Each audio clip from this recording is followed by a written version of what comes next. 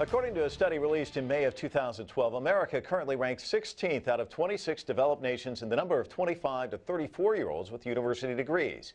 Enrollment in American universities dropped this year for the first time since its all-time high in the fall of 2009. And more than 40% of private colleges reported enrollment declines in the past academic year. Skyrocketing tuition costs and cuts in federal subsidies for higher education are being cited as the main causes of this drop in college enrollment. And President Obama has made lowering the cost of higher education and controlling student loan debt some of his top priorities of the campaign trail. We've got to make college more affordable for more young people. We can't put the middle class at a disadvantage.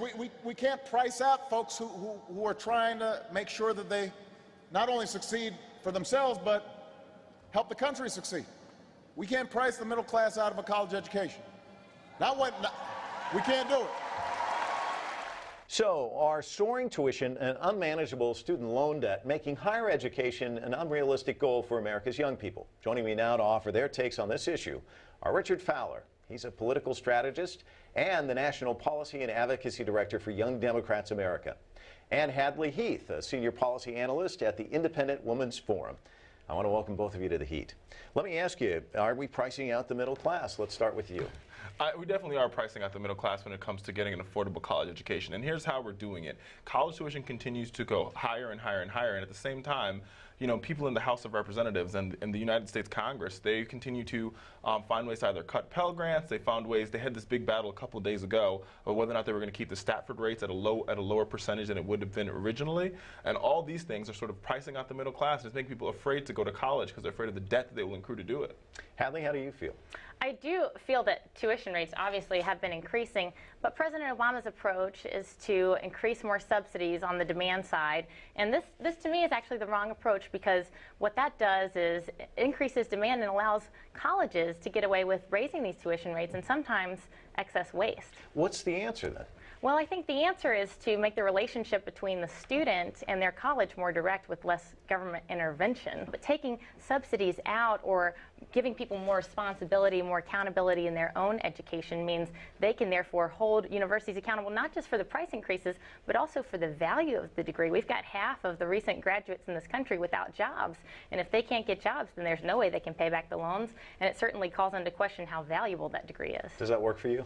Not at all. I mean, at the end of the day, it's pretty simple. I think what we've seen from President Obama and Democrats is a push to make college more affordable, and the way to do that is, helping, it's not necessarily giving handouts or providing subsidies. What it's doing is giving these individuals a chance at the American dream. It's giving them an option.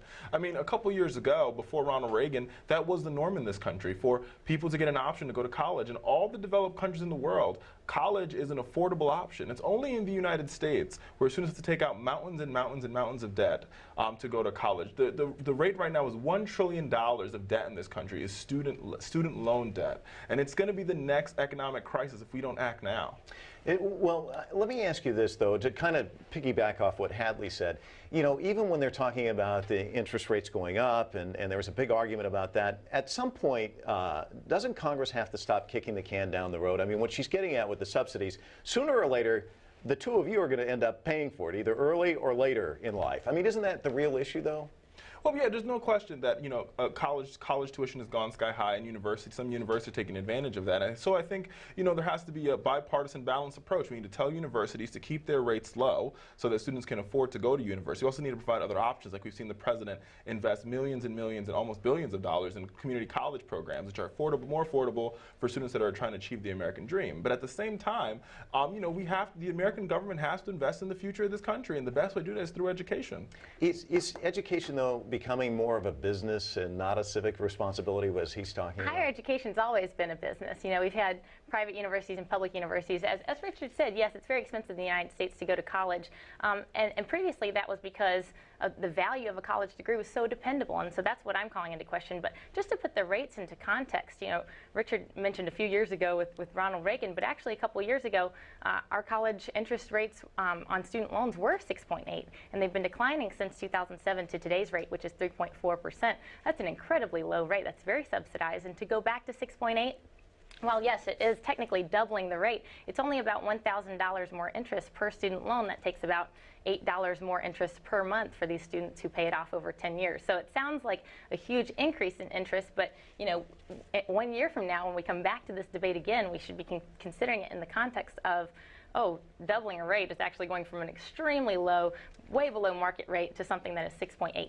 I don't know how I feel about that. I mean, the situation that we are being set up by the Republicans and members of the House of Representatives is, you pay to learn, then you work to pay at this rate, and that's basically what it's boiled down to. I don't understand why we would raise the rates. Everybody, and this sort of it boggles the mind for me personally that the banks got a big bailout. All these big Fortune 500 companies have been bailed out by Washington. But when it comes to bailing out America's future, Washington has gone to sleep. They're sleeping at the switch as students try to yearn for the American dream. The only way we're going to grow this economy is by investing in our future. Every other country, including China, is investing billions and billions of dollars into their students. And here in the United States, we want to make cuts, and all the cuts we want to make are going to be on the backs of the students instead of on the backs of the rich and the wealthy. But you're both young, and if you look at the landscape out there, I mean, I can't begin to tell you people my age who have their kids moving back into their house, in their basement, because they can't find jobs, and they've got college education. So what his point is,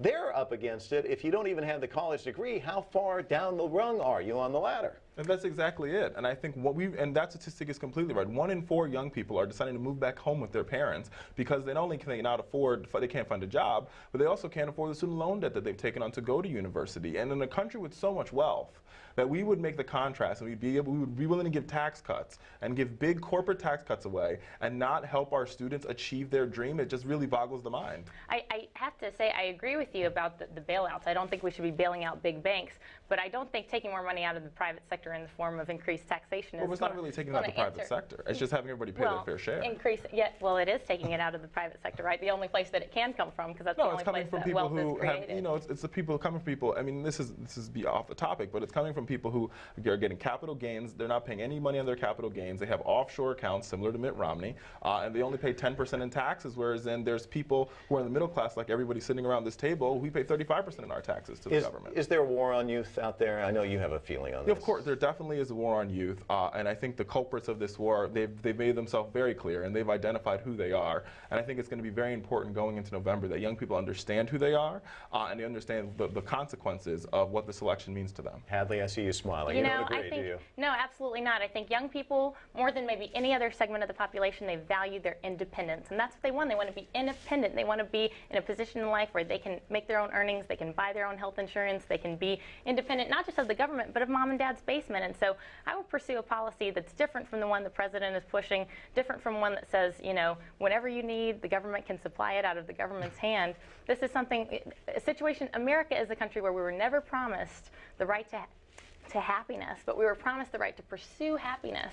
And so maybe education is part of that for some people. A higher education degree is. Maybe for some people it's not. Well, Hadley, I know you were in college when Barack Obama ran the first time, and you talked about the enthusiasm, before we went on the air, the enthusiasm on the college campuses. Do you think it's still there this time around? Absolutely not. I think there's, obviously some young people are just really stuck on the president's likability. They think he's a much more likable, more human candidate than Mitt Romney. And that may be true, but the fact of the matter is those students are awake now to the public policies that he's pushing that are going to affect their lives, not just today, but kicking the can further down the road, especially when it comes to the national debt. Our generation is going to be stuck on a treadmill paying this off for decades to come. Richard, 4 years ago, hope and change, and I know a lot of young people really are kind of disappointed in the president that there hasn't been more advances. I think the president's done everything in his power, and like she said, young people do like independence, but unfortunately for young people, with the $1 trillion price tag of student debt that's hanging over their head, they're missing out on that independence. They're missing out on the chance to create a family. They're missing out on a chance to live the American dream. And one thing that the president gets is why young people are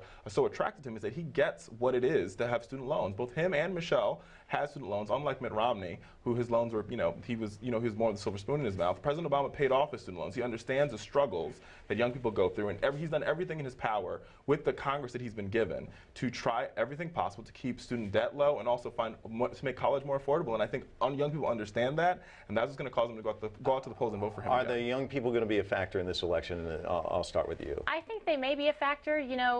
Disappointingly, I think a lot of young people will stay at home on Election Day because they're so disappointed with President Obama, and they're not rushing to support Mitt Romney either. I think they're just disillusioned a lot about the future, their personal prospects, and also the direction of the country. Richard, you get the final word. You know, I think young people, they know there's challenges. I think they'll come out in droves to support the president because they understand what's at stake in this election. Hadley, Richard, thanks so much for coming on the Heat. Sure, Appreciate thank it. you.